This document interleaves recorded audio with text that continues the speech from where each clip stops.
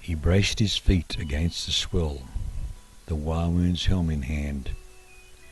The open sea off the port bow, to the starboard, the great Southland. His eyes had seen this sight before, as down the coast he steamed, and his mind flew back to years before, when for the sea he'd dreamed. His native Norway, now so far, 'twas here he'd made his home, when the Deutschland's hull had opened up and stilled his urge to roam. She'd stuck a reef off Masthead Isle through fault of older chart, and all hands were saved, and the cargo too, but the sea broke her apart. And there she rests in a coral grave, her sails now furled for good.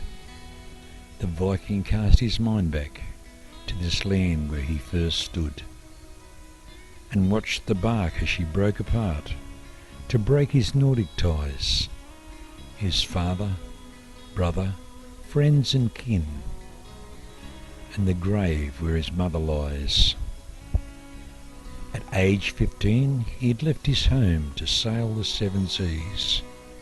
He had plied the ports of Europe, his destiny with the breeze.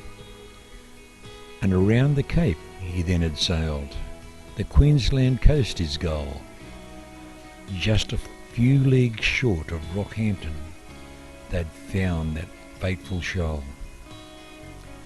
Now Captain Brain was a canny man, and he'd tried to float her free, but the Deutschland's ballast of iron screw piles would see her claimed by sea. For 3 high tides they had tried their best, till Brain thought storms may reach. Some went by boat to Sea Hill Light, and some to Masthead Beach. His mind now moves to present day, and a new family to the south. Another hour of steady steam would make the Burnet's mouth, and up the river to Skyring's dock, then home to that new life. 6 daughters and 4 sons were there, and Annie, his young wife. In Bundaberg he'd made his home, and further plied the ocean.